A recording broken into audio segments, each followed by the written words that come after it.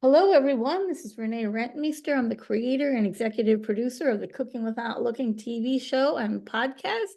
And today we have someone very special for you to meet, and I think she'll be very helpful for you as well. Her name is Maryann Grignon. I forgot to ask you, is it Grignon? Yeah, it actually is properly pronounced that way, so that's fine. Okay, I just wanted to be sure.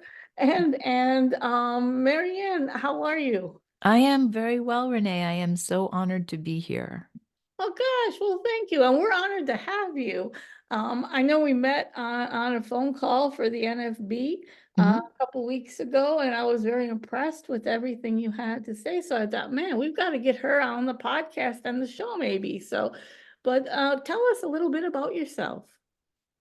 Well, I am a 60-something woman I live in Pennsylvania, in Bethlehem, Pennsylvania, a small city that I really, really love. I'm now moved from Florida and now about 15 minutes from my daughter, which is really my younger daughter, which is really awesome.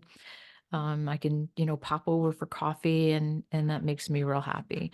I am totally blind. I have a new guide. Well, we're together about 5 months or so. Um, and I received him from Freedom Guide Dogs I guess my trainer left November 1st. So it was a love relationship right from the start. Um, and I I have been a lot of things. So, probably my first job was at 23 when I was a secretary for the New Jersey State Commission for the Blind. And then I took time off to raise my daughters. Took about 8 years off to till they were, well ensconced in school. And then I found a job with an attorney and I worked for her for 10 years as a legal assistant. And I really did enjoy that job. I felt like I made a huge difference in people's lives. I don't know if any of you know, but attorneys don't like returning calls. So, they were always happy to hear from me because I, would talk to them and allay some of their concerns. And then I did a lot more than that. It started out kind of like that, talking to them, keeping the calendar. And then it worked its way into being a full blown administrative assistant for the time. You have a very calming voice, so I can imagine because, those people call in to the attorney's office, they just had an accident or something and they hear your voice. I can imagine they just like relaxed right then and there when they heard your voice. Thank you. Yeah, most are great. They're glad to hear from me and they're happy somebody returned their call. And I very, very seldom are they angry with me. On occasion, somebody's just really done with waiting for the attorney to call or get their work done and they don't care how nice you are to them. So but that's occasionally. And then I moved to Florida and was there for 12 years and I went into the vending program and I I Tell was us a a good little bit about that vending program because I think a lot of people might not know about it. oh sure. So it's the Randolph Shepherd program. And in Florida it's a very vigorous, a very stout, good, well-run program. Um and So you go to training for about 6 months and they teach you business etiquette. They teach you, to run a business. They teach you about vending machines. They actually have a cafeteria in Florida anyway, where they train you to do cafeteria work, snack bar work. And then you're done with the training. That's 4 months, that first part. And then they put you in an OJT situation. And then you take all your certification exams and whatnot. And so I first began vending, working for my now ex-husband.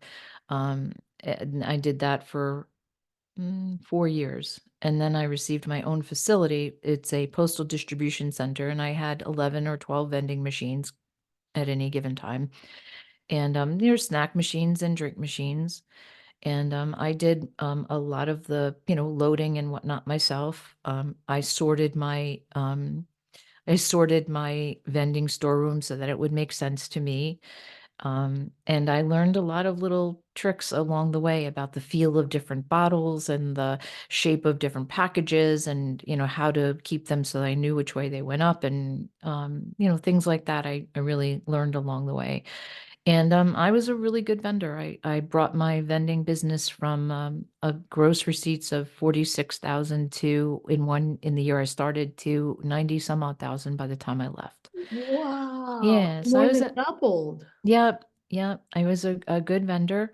I had no complaints. I mean, people would lose money because machines are just that way. They're, Right, right. they're fickle and whatnot.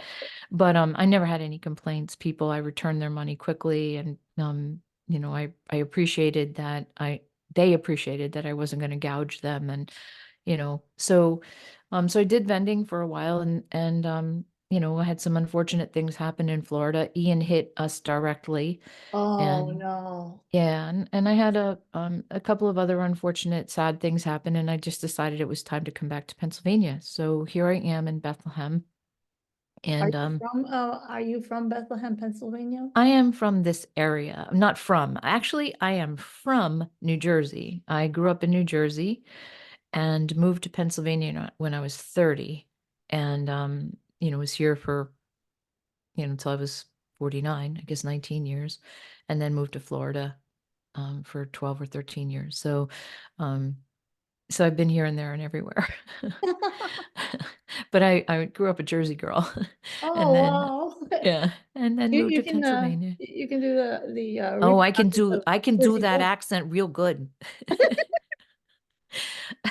Well, I've got a Wisconsin accent to deal with, so I don't notice your accent as much as I sometimes notice mine, but Yeah, it's I don't think it's that strong, although I do have some words like coffee.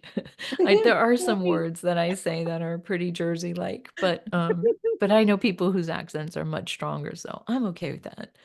And so now I'm back to helping out the attorney. I don't really want to say that I'm working for her because kind of the pay is, tiny little bit of scrap.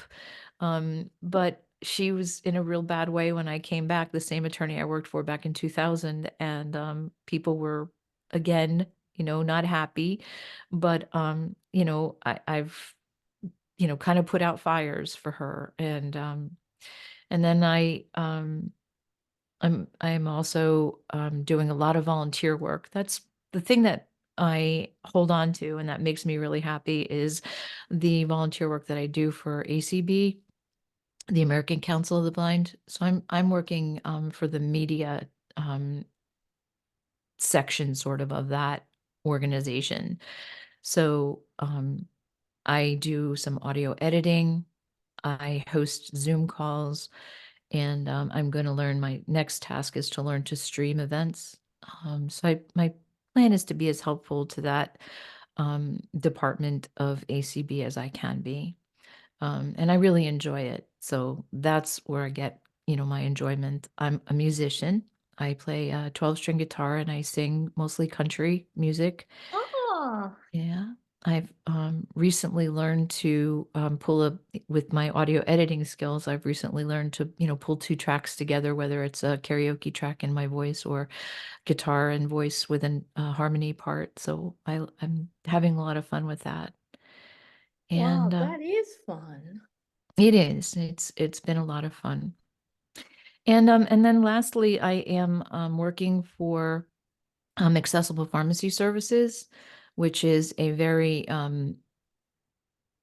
emotionally and it's a rewarding position in terms of the fact that I really believe in blind people being self-reliant in any way that they can.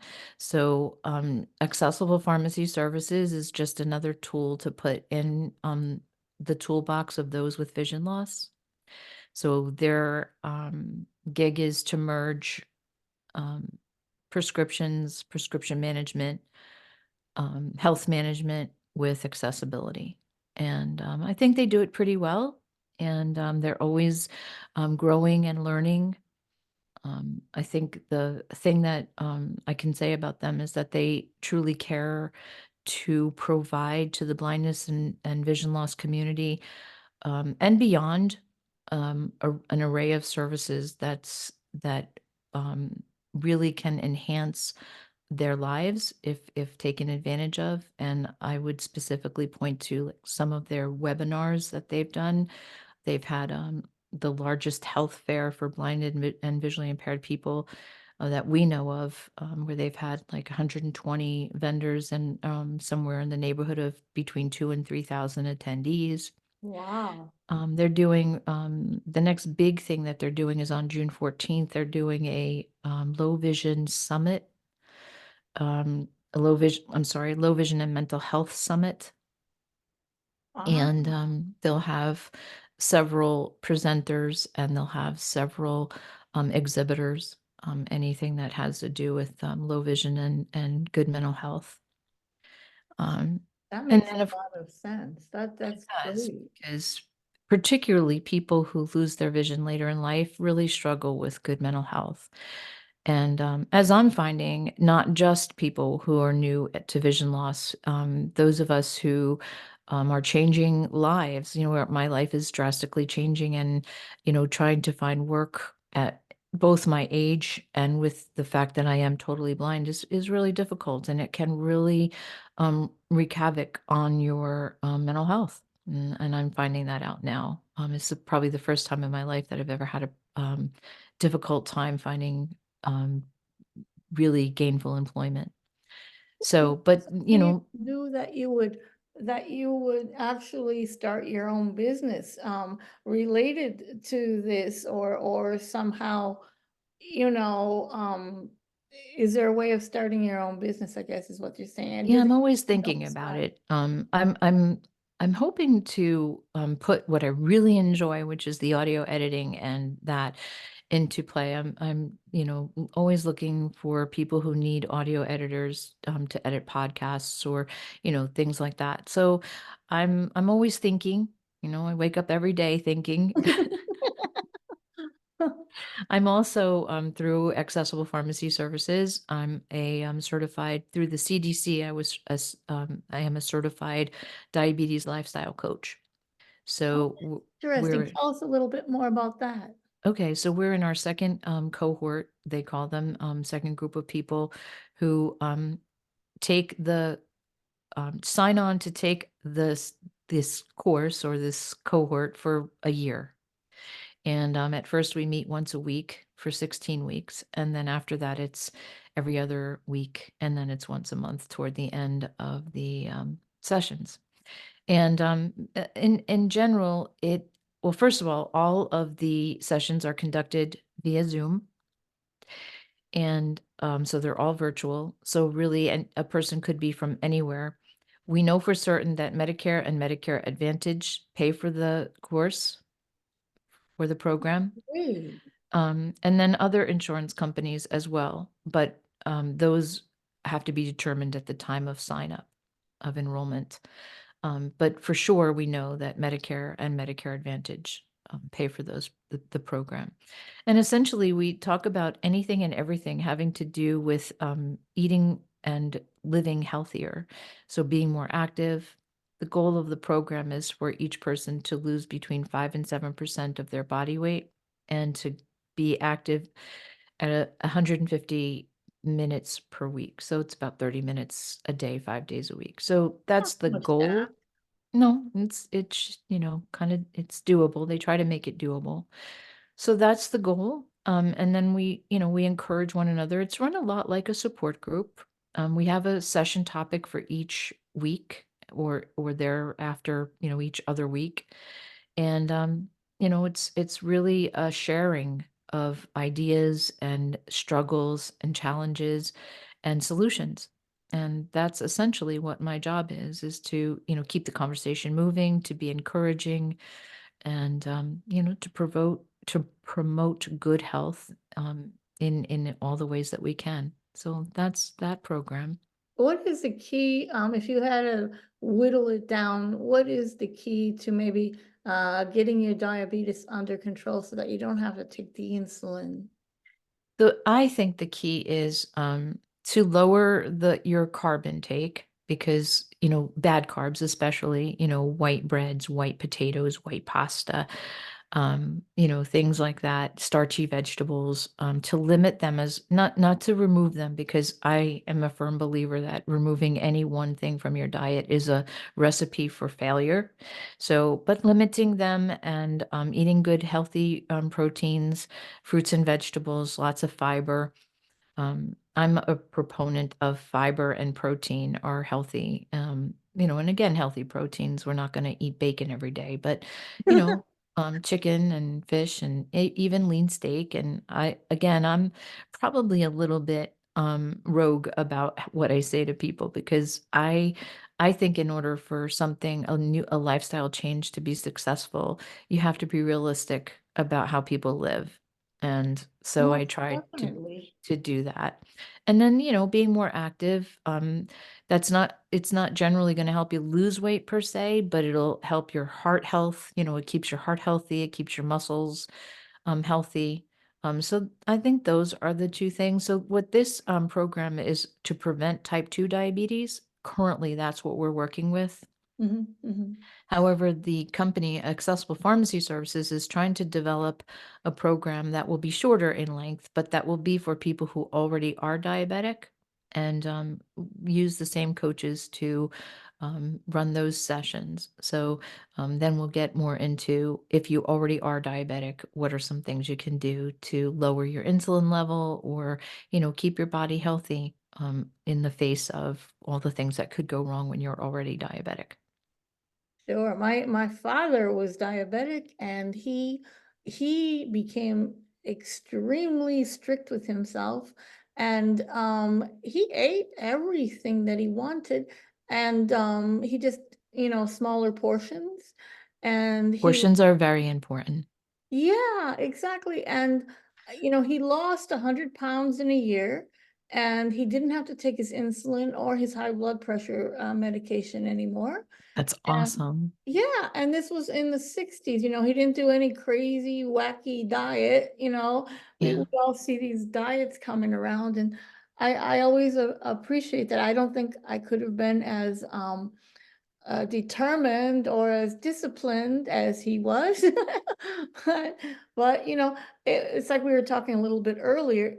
You know, you have to keep some of the fun foods in, because then it's like you're a psychological part of you sort of Shuts diminishing. down. Yeah, Yeah, yeah. you get And you become depressed, chocolate. and yeah, so you can't be too hard on yourself. And I always say that to the people that I'm coaching. You can't be too hard on yourself. We had one woman whose birthday was a couple weeks ago, and she said, "Is it going to really kill my diet if I enjoy myself for my birthday?" I said, "You go and enjoy yourself, because that should not be your concern on Oh, your right. birthday. On your birthday, it should be to enjoy the people around you, and just have your day."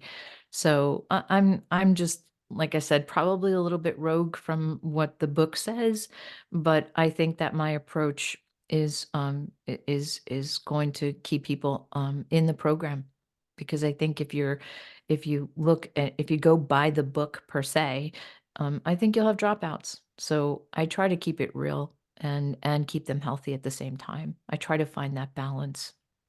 And speaking of healthy, you sent us a recipe, which is now the Cooking Without Looking recipe of the day today. It's All right. the healthier, what is it? The healthier, not Banana nut chocolate chip banana muffins. chocolate chip. Yep, yep. You had me at chocolate chip, but tell us a little bit about your recipe. So I found it online. It was just a whole wheat oatmeal banana muffins. That's how it started.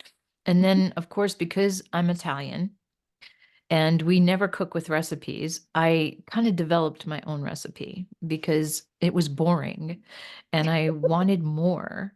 And so I added the chocolate chips and the nuts, and it's been a favorite of people. I don't bake. Okay, so the fact that I gave you a recipe that requires baking in and of itself is interesting, because I don't generally bake. But so I took this recipe. Do you want me to go through it or just, Yeah, yeah. okay, so, it originally called for 1 cup of oats, rolled oats, 1 cup of whole wheat flour, 1 egg, and that was the first thing. Oh, I can remember that, it's all ones. So um, banana, 1 cup of banana, which, equals, 2 good sized mashed bananas. And then, so that and then 3/4 cup of sugar, or was it half a cup of sugar? It's not in front of me. And 3/4 cup of milk and 2 teaspoons of baking powder. And they say 1/4 cup of oil and 1/4 cup of oil. So um n- now I started with that, and they were great. They really came out well. And then I thought, I bet some chocolate chips would be really good in here. So I added just a handful of chocolate chips and a handful of walnuts. And I had sometimes feel like I have to increase the milk, so beware if it's really very dry when you're mixing it, then, just increase the milk a little bit. And it's easy to make because you don't need to get a mixer out. You mix it all with a fork. So you start out with your dry ingredients, and then you add your egg, which you beat. You beat your egg in a bowl before you add it in. You add your milk, you add your bananas, your chocolate chips, and your nuts. If you're adding nuts, you can certainly do them without nuts. And and and then mix it really well with a fork until it's all blended. It'll be all lumpy, but it's supposed to be. And then either it will make 6 of the large muffins. You get those muffin tins that have 6 big muffin receptacles, or 12 small ones. And you fill the muffin tins about 3/4 of the way. You pop them in an oven that's been, well, back up. You spray your muffin tin with nonstick spray. Or I guess some people use papers. I have a friend who's a really good baker, and she prefers using muffin papers. I don't. I find them hard to manage. So spray your muffin tin, scoop your batter into the muffin holes, about fill them about 3/4 of the way, and pop it in the oven at 3, did I say 375 or 350? I'd have to look at my recipe. And cook it for about 20 minutes. Put a toothpick in. Probably you should try to, because everybody's oven is different. So at 15 minutes, open the oven, pull the tray out a little bit, and stick a toothpick in, see where they're at. But between 15 and 20 minutes, depending on your own oven. And they're really, really good. And while they do have sugar, and they have a little bit of oil, they really are a much healthier alternative to your traditional, like, store-bought muffins that are made with nothing but white flour. Wow. Well, it's a funny thing. I don't buy sweet things from the store. I actually make them. And like you, I'm more of a cook. I'm not really a baker. Mhm. I've been picking it up a little more.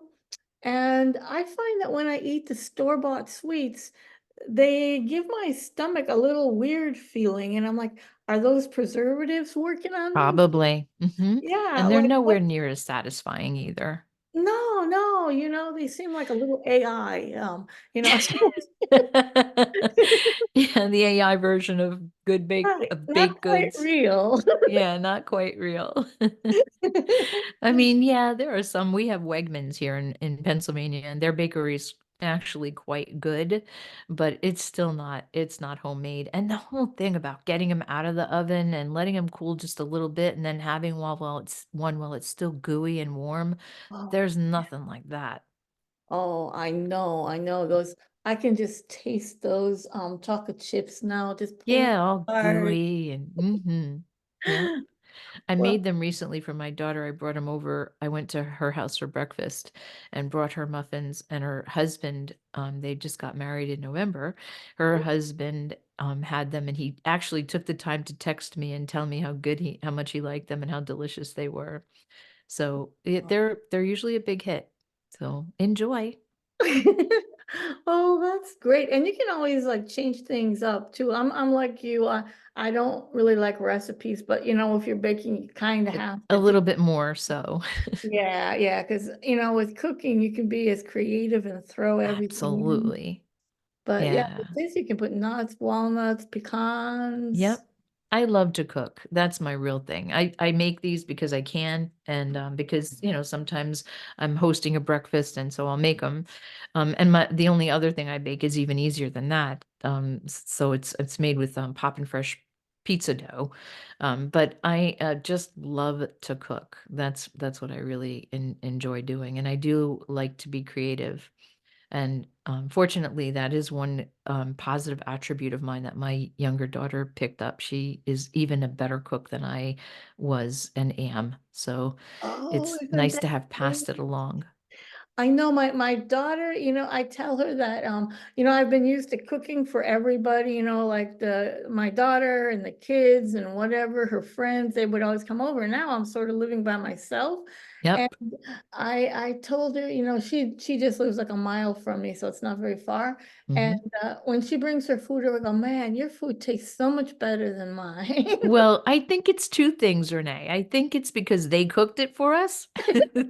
And they get to be really good cooks if they, lived in a home where, we like to cook, right? So fortunately we pass that along. It's a nice thing. And it is, I think things taste good because somebody else cooked them. Yeah, yeah. And you know what? I think it's psychology. It's a little bit Hmm. psychological too, because I've always liked to cook for other people. And I think that sort of lends itself to like feeling better and you're doing something for other people. You're Yes. making other people smile. Like Yeah. I just love looking at people. Wow, they're smiling and they Yeah. like what they're eating. They're not falling over off the chair. Yeah. Oh, But I'm cooking a big birthday dinner for her. Her birthday is on the 23rd, and we're having it this Saturday with her in-laws and of course, her husband and whatnot. And I'm gearing up to cook a big birthday dinner for her. It's the first time I got to ask her, "What do you want me to cook for your birthday?" in 12 or 13 years. So I feel wow, that's really so happy cool. to be doing that. Well, you've been going through a lot of changes, and a lot of people have been going through a lot of changes over the last couple of years. Yes. And you're totally blind on top of that. Mhm. Tell us, what kind of advice would you give to someone at this point going through similar things? I guess the advice I'd give anybody is to be tenacious and persistent. And I think try not to lose faith in yourself and your abilities. That's the first thing. And the second thing I would say to anybody is put as many tools in your toolbox as you can, whether it's computer skills, iPhone skills, your orientation and mobility skills, whatever the case might be, put as many life skills kind of tools in your toolbox so that A, you feel confident about yourself, and B, you can portray confidence to um, possible employers, just in general, the people around you. So those, I think, would be the pieces of advice I would give. Well, and if someone wants to reach out to you, how do they They can reach me at my work address, which is Maryann, just Maryann at accessiblepharmacy.com. okay, that sounds great. Well, thank you, Marianne, so much for being with us today. We really enjoyed having you. It's been And my pleasure. oh, thank you. And if anyone wants to try Marianne's recipe or all of the other recipes we have had on our Cooking Without Looking show and podcast, you can go to our website at www.cookingwithoutlooking.com tv.wordpress.com. We have a YouTube channel. You'll be able to see all of our shows, 8 from other countries, including South Africa. And we've reached 73 countries around the world at this point. So again, Maryann, thank you for helping us change the way we see blindness. You're very welcome. Thank you for having me, Renee. Of course. You take care and good luck with that birthday party. Thank you. Okay, bye-bye. Bye.